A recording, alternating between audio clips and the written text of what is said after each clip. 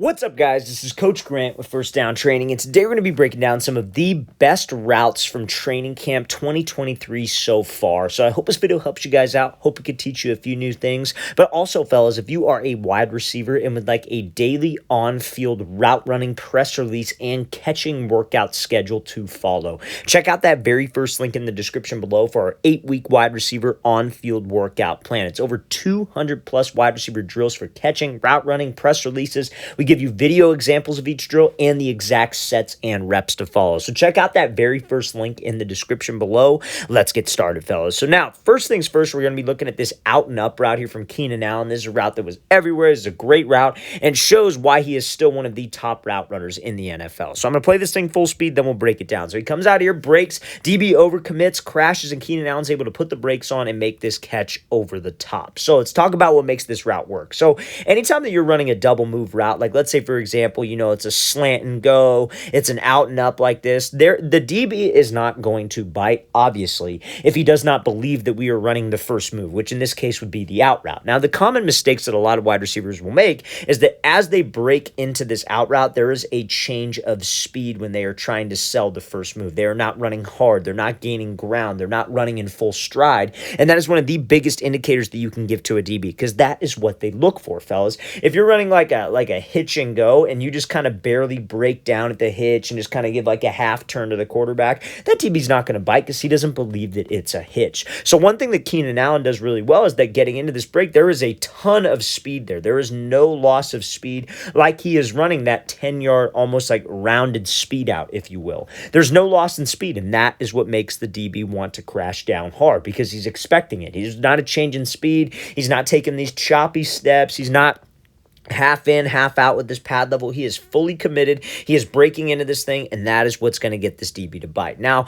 maybe the quarterback obviously probably gave a good little pump fake, a head fake, whatever it is to add to this, but if there's a change in speed, that DB is not going to bite. Now, some of you might be wondering, like on an out and up, why wouldn't the receiver take it out fully and then break up the sideline? Why would he put the brakes on and almost slip inside? Sometimes that's how the receiver position is. Sometimes a DB will overcommit, overreact, and as a receiver, we have to be able to react, and if that means slipping under him and still getting the same amount of separation, that is completely fine. We just can't make sure that it sacrifices timing with our quarterback. So let's play this thing again full speed one more time. This is a great example of how you guys can run an out and up and the great reaction that Keenan Allen has. Probably the best route from training camp thus far.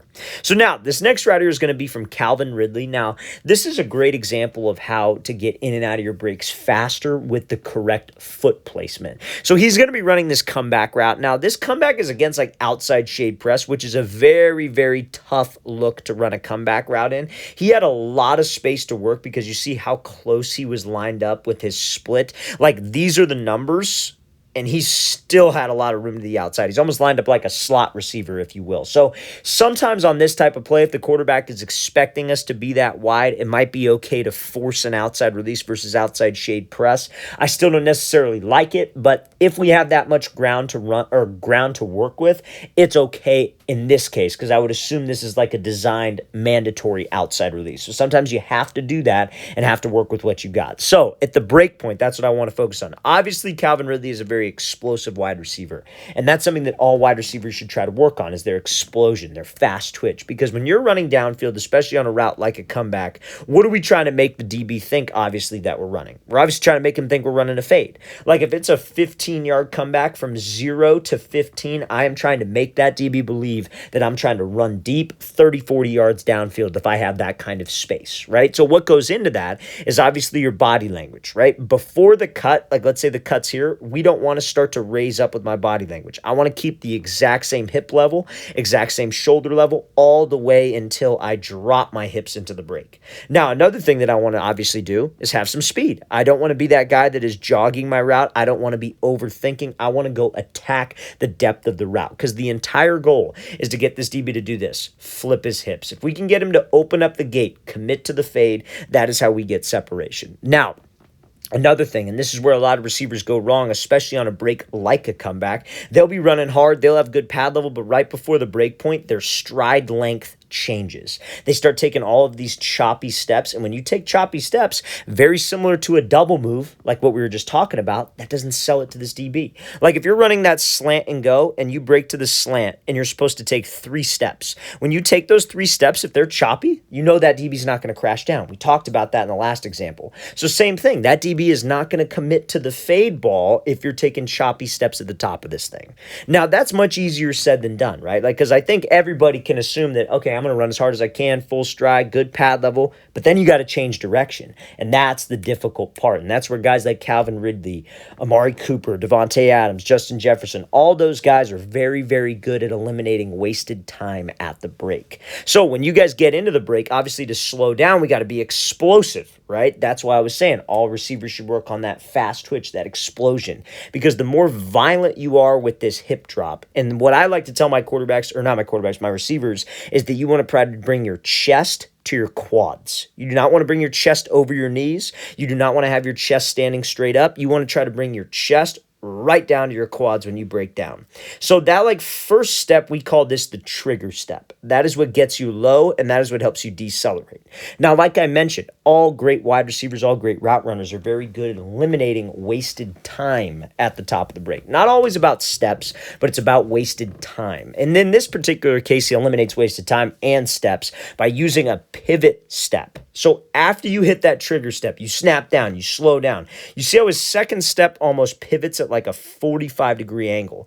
That is what gets your hips out of the break. Because now your third step, because your hips are pivoting, your body is pivoting, your third step has to hook. And that third step, when it can hook, you're low because you dropped low on the trigger step. You're in an explosive position, a decelerated position, and a position to drive off of that leg to widen you from the DB and get you out of this route. So I think he may have drifted a tad on this just because I felt like he maybe didn't drop his butt down low enough. I think if you sit down a little more, you'll have a little bit sharper of a cut. But still, at the end of the day, that pivot and that hook step is critical to eliminating wasted time. Because so many receivers will run downfield, they'll snap down, and this second step, their toe will be pointed forward, third step kind of half pivots, fourth, fifth, sixth, seventh, and they take 7 steps. That's too many, guys. I know I'm not a big steps guy. I'm never going to tell you you need to take X amount of steps on a break, but that's just too much time. And usually time and steps are somewhat related, okay? Just don't be the guy. I say this very carefully. Don't be the guy that slows down just so they can hit 3 steps. You still have to sell vertical. You still have to run in full stride. I would rather have you take 5 steps, but get out of it fast and you're selling it the whole time than slow way down and take 3 steps, because when you slow down, DB slows down and he's going to take just as many steps as I will. So let's play this thing again, full speed one more time. Great job by Ridley. Obviously, again, a mandatory outside release situation, which is why he did that. Great job getting in and out of that comeback break.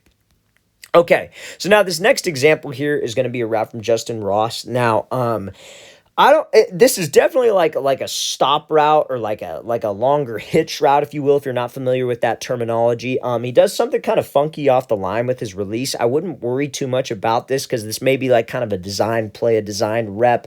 The Chiefs do a lot of creative things with their offense, so I wouldn't worry too much about that. But I want you to worry about the break point, and that's why I think this route is so good, because this is like a perfect execution of a move called a throw-by move. So a throw-by move is pretty much exactly how it sounds. You're going to be running with the DB, and you're going to use the hand that is closest to him to swat him by and to throw him by so you could create separation at the top. Now, is this a push-off? I don't think anybody's going to call it. By definition, maybe it could be. I don't think it is. I think it's just wide receiver and DB hand fighting. But if you don't make it obvious, they are not going to call it. You see how his elbow is tucked into his side. You see how he's not pushing him in the back. He's keeping everything tight. You guys, when you do this move, you want to keep your elbows, your shoulders, your arms, everything stays tight to you, which is why it's important that you run hip to hip with the DB. This type of stuff will not get called if you guys are right next to each other. But you essentially use his momentum to slip under him. Now, situationally, when you would do this like, let's forget about the release and the move that he did. Let's say we come up to the line of scrimmage, we're the receiver here, you got to run a dig, and you have a DB who's inside shade press. Off the ball, we attack him, we take the outside release, but let's say that DB is right next to me at the break point. I could use that throw by to slip under. and run the dig. I could use that throw by, slip under, run the post, run the curl, anything inside breaking with an outside release. And then vice versa. Let's say I'm here, I have a DB who's outside shade, and I have to run a 10-yard out. I give him a move, I take the inside release, he's right there. I could use that hand to slip by and slip underneath. So that's when you would use it. Now, what about the technique of it, right? Because we're not just going to go out there and just do it. You have to rep out specific technique to get comfortable with it, right? So like I said, we don't want to push him in the back. We want to keep everything tight, but the points of control is what's key on this type of movement. And by points of control, I mean the back of his shoulder and the back of his hip. Those are the two spots that I would like to see you throw by at. I don't want you guys to try to grab his arm or hit his elbow, because obviously his elbow is a little bit skinnier than his back. So it's going to be a harder spot to hit, especially when you're moving downfield. It should be the elbow, or it should be the shoulder or the hip, because that is a spot that's going to control him and have his momentum shoot forward.